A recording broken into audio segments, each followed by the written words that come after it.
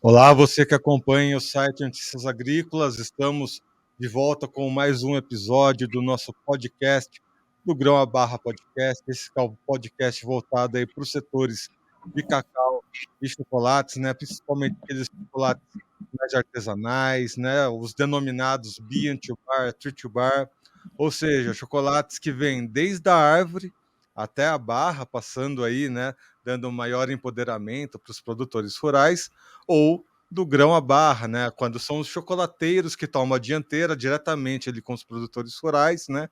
E beneficiando assim toda a cadeia do cacau, toda a cadeia do chocolate.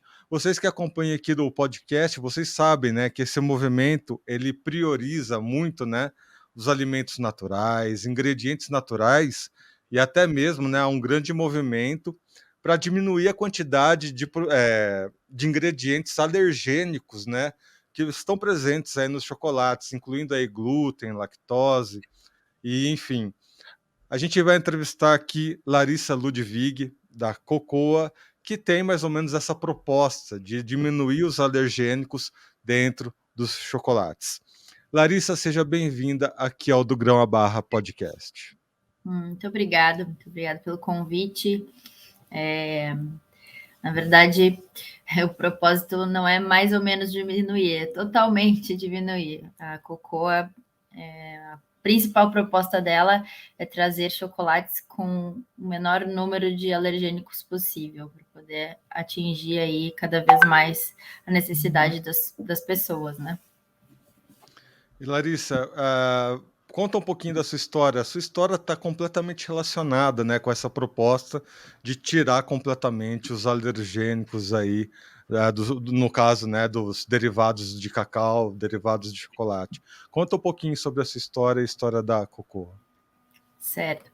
Bom, há cerca de 10 anos atrás, eu fazia arquitetura e fui diagnosticada com as alergias, ou melhor, supostamente com alergias a glúten, soja, amendoim e leite. Por quê? Porque na época que eu fazia essa faculdade, eu estava bastante estressada, tinha 19 anos, trabalhava, estudava e fiquei uma semana no hospital, comunidade muito baixa. E aí tivemos que pesquisar mais a fundo o que era, né, essa imunidade baixa, e um médico imunologista que minha mãe me levou apavorada. A primeira coisa que ele disse, ele me olhou e ele falou assim: olha, com certeza alguma alergia alimentar tu tem. Ele nem perguntou mais nada, ele só soube do caso de eu ter ficado uma semana internada com uma infecção que não curava, quase tive uma sepse que pode levar até a óbito, né? Então foi bem grave. E ele disse assim: alguma alergia alimentar tu tem, nós vamos retirar os 4 principais alergênicos. Eu fazia arquitetura, eu entendia de geometria, entendia de quadrado, prisma, mas quando ele falou glúten, leite, soja, amendoim, eu disse: tá, amendoim eu sei o que é, mas e o resto? Como assim? Tirar o leite, o que tem leite, o que não tem? E aí eu comecei numa busca incessante sobre alimentos que continham esses alergênicos, né? E na época, não faz tanto tempo assim, mas era uma época bem complicada de achar essas coisas no supermercado. Então foi bem difícil para mim e eu acabei até mudando de faculdade. E aí o mundo do cacau apareceu na minha vida junto, né? Porque eu amava muito chocolate, não podia comer quase nenhum, quase todos tinham esses alergênicos. Eu ia para o supermercado, eu parecia uma maluquinha, porque passava horas lendo rótulos de tudo para ver o que eu podia comer. Sempre gostei muito de comer. E então ficava cada vez mais frustrada, né? Porque sempre continha se não tinha o leite, tinha soja, se não tinha soja, tinha o glúten, se não tinha o glúten, tinha o amendoim, ou talvez tinha até todos na mesma barra. E aí eu entrei numa chocolateria perto da minha casa e tive o prazer de conhecer um chocolateiro que, por acaso, tinha uns chocolates feitos de uma tal de fruta. E descobri que o cacau era uma fruta. Então foram muitas emoções no mesmo ano. Eu me apaixonei pela ideia de que chocolate vinha de uma fruta que se chamava cacau, que tinha uma semente linda, que no pé da árvore não tinha nada daqueles alergênicos. E eu não entendia por que a indústria colocava, né, se tinha gente que não podia comer, porque afinal de contas eu comecei a descobrir que não era só eu, tinha celíacos que tinham alérgicos à proteína do leite, que tinha outras pessoas com restrição à soja, amendoim, enfim. E eu ficava matutando aquilo na minha cabeça. Gente, mas por que colocam se a fruta vem perfeita do pé, né? Ela é tão aromática, tão maravilhosa. Comecei a estudar muito sobre cacau, gostar cada vez mais e ver que realmente tinha muita chance de alguém criar algo novo que não tivesse esses alergênicos, porque não tinha no mercado. Seria uma inovação alguém fazer isso. Eu ficava pensando, quem que vai fazer isso? Alguma marca, né? Será que a marca tal não vai lançar isso paralelo? Eu ficava viajando. E esse chocolateiro abriu as portas para eu fazer um estágio, porque como eu tinha mudado de faculdade, fui fazer nutrição, ele abriu a cozinha dele para eu fazer o estágio de nutrição na chocolateria. E foi ali que mais ou menos tudo começou, né? As coisas foram se complementando, a nutrição, o cacau, a arte de fazer o chocolate, as alergias, e eu fui juntando tudo sem perceber que eu estava criando a minha empresa. E alguns anos depois, isso foi tudo em 2012, 2013, em 2016 meu CNPJ nasceu na cozinha de casa.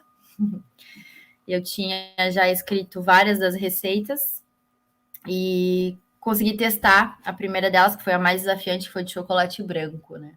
Que muitos acham que não é chocolate, mas se a base for manteiga de cacau, é sim chocolate, né? Com poucos ingredientes, naquela linha Bean to Bar, mas isso a gente pode continuar se quiser perguntar alguma coisa, mas a Cocô nasceu assim, ela nasceu de uma necessidade minha e de uma ausência de atender essa necessidade no mercado, né? Bom, temos 3 pontos aí muito comuns, né.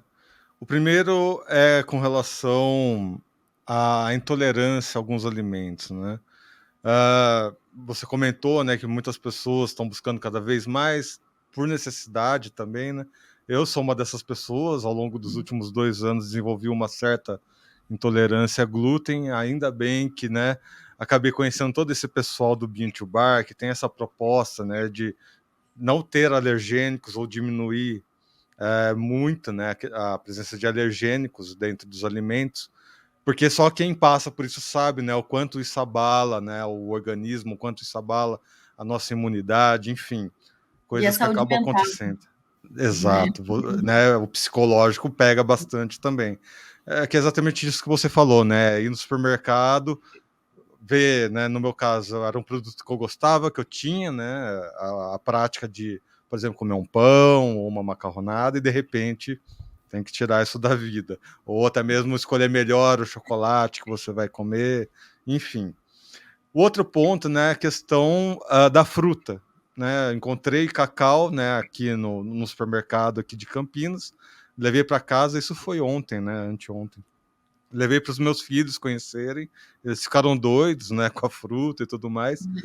E o terceiro ponto é exatamente formas diferenciadas de explorar, né, tanto o cacau quanto o chocolate, né? Você chegou até a mudar de faculdade, né? Foi para um outro direcionamento. Como é que você vê esses 3 pontos, né, em comum, né, com a história de tantas pessoas atualmente, né, alimentação mudando, pessoas buscando alimentos mais saudáveis. Que perspectiva você coloca, né, diante dessa trajetória para sua empresa atualmente? Olha, para mim, assim, a soberania em ter uma marca diferentona, né, que é o que as pessoas falam bastante da Cocoa, é justamente botar uma pulga atrás da orelha do consumidor. Porque quando tu vê que tem um chocolate assim diferente, ou melhor, muito puro, muito natural, tu se questiona por que os outros não são. Né? Então, o fato de alguns setores da indústria estarem inovando faz com que as pessoas se questionem mais por que isso está acontecendo e se questionar muito da própria alimentação. Então, eu gosto de dizer que a Cocô, acima de tudo, ela é educação. Porque quando tu explora algo assim, diferente, que na verdade deveria ser comum, né, que é a comida limpa, comida clean, tu acaba despertando a curiosidade das pessoas em outros alimentos, né? Elas vão questionar o chocolate, elas vão questionar o suco de caixinha, elas vão questionar o pacote de massa, elas vão questionar os outros congelados, elas vão começar a ler mais os rótulos, né? E isso que é o que a gente precisa, porque a indústria ela está aqui para ser nossa amiga. A gente precisa entender que a gente evoluiu, né, enquanto ser humano, e a gente deveria usar isso a nosso favor e não contra nós. O que tem acontecido muito é que a gente perdeu a saúde pela praticidade, a gente trocou as coisas, né? Mas a Cocô quer provar, assim como muitas outras empresas que estão vindo aí, que a gente consegue fazer as duas coisas. A gente consegue trazer alimentos ricos, nutritivos, sem agredir a natureza, sem mudar as composições, né? Porque, assim, o cacau, ele é maravilhoso, mas as pessoas não conhecem ele. Porque ele é extremamente modificado até chegar à pessoa. Então, vamos proporcionar aquilo que vem da natureza minimamente processado, de uma forma que a pessoa consiga compreender aquilo na sua essência, né? Seja o cacau, seja o tomate, seja a laranja, enfim, para que tu possa incluir na tua alimentação sem ter medo de que tu vai ter algum prejuízo na saúde e que tu não tenha que ter os malefícios desse consumo que veio para nos ajudar, né? Eu acho que a indústria, a industrialização, ela está aqui para ajudar a gente, mas a gente deve saber usar tanto quem fabrica quanto quem consome. Então, depende ainda mais, na minha opinião, do consumidor se questionar. Então, essa é a minha ideia. Eu acho que educar através do questionamento, né, da origem daquilo que a gente está comendo. Para mim, isso é a maior perspectiva que a Cocô poderia trazer. E, claro, né, ver muitos sorrisos aí de alérgicos, intolerantes, celíacos, sejam crianças com alergia à proteína do leite, ou as mães que estão amamentando, os próprios celíacos, diabéticos, enfim, toda essa galera que fica um pouco excluída, né? A gente inclui. Então, a inclusão, a gente usa uma hashtag que é todos podem, hashtag todos podem, porque é isso que a gente quer fazer, a gente quer proporcionar o cacau para todos, sem medo, sem receios, mas com plenitude, né? Com tudo aquilo que ele traz de potência lá do pé do cacaueiro. E aí, Larissa, um outro ponto que eu quero, né, saber da sua opinião. Os consumidores, eles estão mais conscientes, né? Acho que a quarentena mostrou muito isso, né? Muito. Uma busca cada vez maior por alimentos mais saudáveis, tudo mais. Só que a gente tem dois pontos, né, muito interessantes para você ver. De um lado, os consumidores cada vez mais críticos, né, pelo que eles buscando alimentos mais saudáveis, né, alimentos mais ricos, né, até mesmo por questões de saúde. Enquanto que a indústria, ela está olhando, isso é a indústria em geral, né? A indústria está olhando, né, para esses momentos de guerra, de inflação, e acaba acontecendo um termo, né, dentro da indústria que chama reduflação, né? Ou seja, diminui o tamanho da embalagem e diminui a qualidade dos produtos, né, industrializados. E no bean to bar, né, nos chocolates artesanais, exatamente se evita, né, esse encontro, né, com a reduflação, né, se evita esse termo completamente. Mas como que se gerencia uma atividade mais orgânica, uma atividade que busca, né, alimentos mais saudáveis, num momento tão discrepante, né, quando a gente fala nessas questões de economia que o país passa e o mundo está passando? Realmente é um grande desafio. Olha, eu sempre digo, e os Bean to Bar, eles me apoiam nessa. A gente trabalha porque ama o cacau, não é para ficar rico, né? É muito difícil ter uma perspectiva assim, nossa, vou ser aquela marca X. Pode ser, mas vai levar uns bons 100 anos. Nesse momento que a gente vive de econômico, é complicado a gente almejar patamares assim, só que ao mesmo tempo a gente vê que é possível. É possível tu remunerar bem um produtor, é possível tu ter uma cadeia justa, sem ter a ganância, né? Claro que ter uma ambição pequena é importante para qualquer empresa, né? Para se manter e para ter uma qualidade de vida, seja para os os próprios empresários, para os funcionários, mas o produtor também. Então, hoje a gente vai sempre equilibrando as contas, as pontas e tudo que for possível para que a gente consiga manter essa linha justa do início ao fim. E talvez esse seja o maior desafio do Bean2Bar, eu acredito. Mas a gente já entra nesse negócio com essa premissa. Então facilita, porque se a gente entrasse, né, querendo barganhar ou saber pedir um preço mais baixo no cacau ou querer tirar alguma vantagem disso, já começa errado e tu já nem consegue ir para frente. Então a gente já sabe que o nosso maior ativo sempre vai ser o cacau, vai ser o nosso maior investimento sempre. E de fato a matéria-prima é muito custosa dentro do Bean2Bar, a gente tem um custo altíssimo de matéria-prima, e que bom, porque a gente precisa dele. Ele que baseia. Então a gente já se prepara. Quando tu vai entrar no negócio do Bean2Bar, tu já tem que estar preparado para lidar com o valor que tu vai investir no cacau, que é a base do teu negócio, né? Mas com certeza nesse espectro de brigas de prateleira e marcas gigantes querendo ser Bean2Bar também, isso está acontecendo, é cada vez mais desafiador.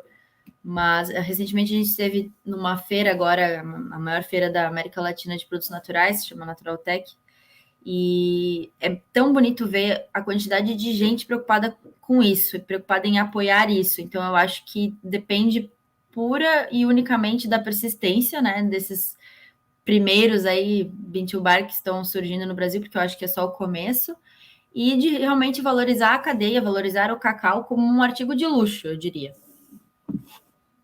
E aí a gente entra no segundo passo, né, no segundo ponto. Eu concordo completamente, né, com essas intenções desse movimento Bean2Bar em busca, né, das tradições do cacau, em busca, né, de alimentos saudáveis e tudo mais. E a gente entra no segundo ponto porque teve uma jornalista, né, nossa aqui, a Carla, ela foi num encontro em São Paulo, e o encontro foi exatamente para discutir a redução de desperdício, né? E há um ponto muito interessante, né, num documentário que eles apresentaram nesse evento em São Paulo, né, depois eu acabei vendo esse documentário, que fala, né, que existe uma certa cultura do desperdício a partir do por um lado a gente fala, né, reduzir, né, os alimentos, diminuir a qualidade dos alimentos, mas por outro lado a gente vê um Brasil que desperdiça muito alimento, né? E há um comentário, né, ao longo desse documentário, em que uma determinada pessoa fala que alimentos naturais, principalmente os alimentos naturais, você consegue aproveitar praticamente tudo, inclusive cascas, né? Às vezes aquilo que é desperdiçado nos supermercados, tudo pode virar alimento. E eu comecei a ficar pensando no cacau, e quando eu vi, né, os flyers, né, da sua empresa, eu falei, olha só que interessante, há um movimento, né, de infusões do cacau para aproveitar exatamente tudo o que o cacau oferece. Como é que você vê, né, essa questão de evitar extremamente o desperdício, já que a gente está falando aqui, né, de gerenciamento, de posicionamento de marca? Então, para começar, a nutricionista é assim, né? Ela vê uma comida, ela quer comer tudo, ela quer aproveitar todas as partes, ela quer ver se o restinho do restinho dá para fazer até alguma mandinga com o negócio, ela não quer botar fora, né? Nutricionista é assim. E só que hoje, quando tu fala em cascas, né? Mas assim, na indústria do cacau tudo é reaproveitado, incluindo a casca que ela dá à fruta, a casca dura da fruta, que pode ser tanto servir de adubo quanto ser alimento para animais, né? Mas a casquinha de dentro da semente, que envolve a semente, desde o início eu tratava aquilo como um alvo de algum alimento que eu iria desenvolver, algum produto que eu iria desenvolver, porque eu não aceitava colocar aquilo fora. Né? Muitos chocolateiros botam fora, colocam na grama, enfim, para dar é bom como um adubo mesmo, mas eu pensava, não, isso é muito aromático, isso é muito incrível para a gente estar desperdiçando. E foi bem na época que algumas marcas lançaram o chá de casca de cacau, que é simplesmente pegar essa casquinha e fazer uma infusão e fazer um chazinho. Que eu achei legal, interessante, mas não me convenceu. Eu achava que, assim, aquilo ali não ia ter um atrativo interessante para o público, né? Daí eu fiz um estudo bem profundo de artigos, né, de artigos científicos mesmo, que eu entrei, busquei, encontrei, acho que uns 3 artigos bem interessantes, bem robustos, sobre estudando a casca, né, da casca da semente do cacau. E eu vi ali que não, definitivamente é o tipo da coisa que eu não posso desperdiçar, que eu não vou poder botar fora, eu vou ter que inventar alguma coisa com isso. Na mesma época,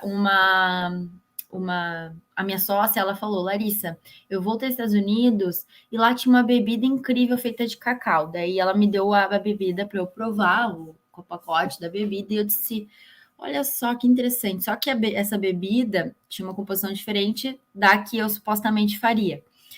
Então, eu fui. Porque eu acho que quem cria não cria nada do zero. A gente se inspira e vai juntando as inspirações e faz a sua própria criação, né? É uma junção de inspirações.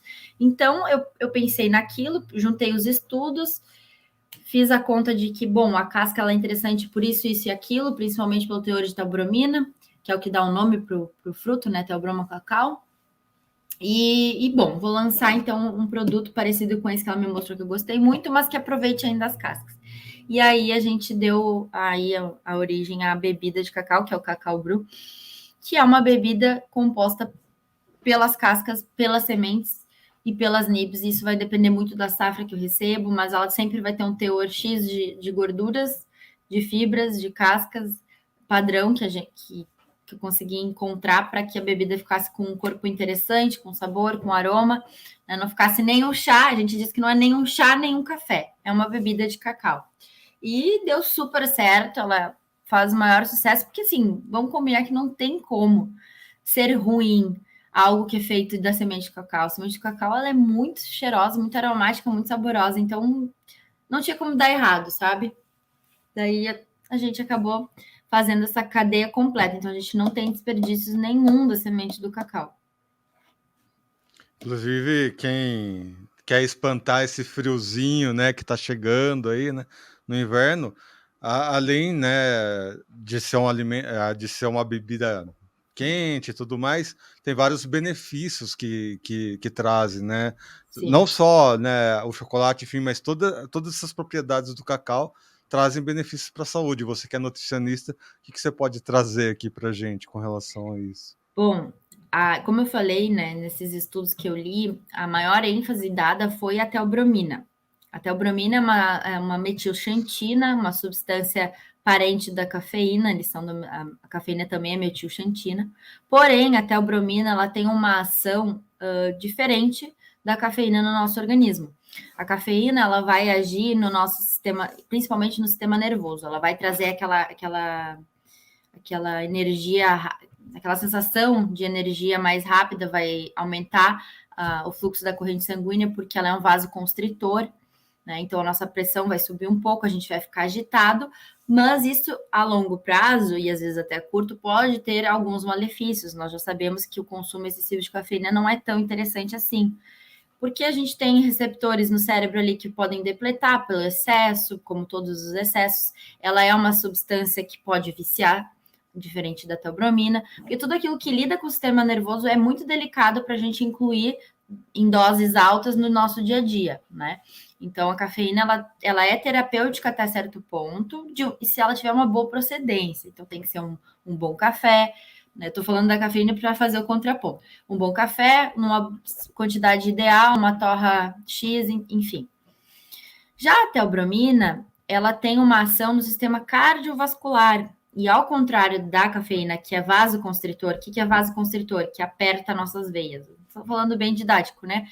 E a teobromina, ela vai abrir a veia, ela é um vasodilatador. Então, o que ela permite? Ela permite uma melhor perfusão sanguínea.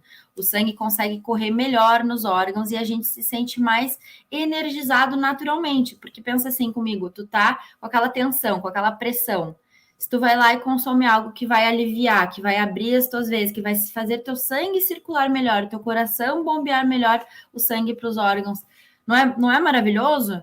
É óbvio que a sensação de energia automaticamente ela vai ser boa, porque tu tá melhor irrigado, né, de sangue em todos os órgãos e principalmente no cérebro.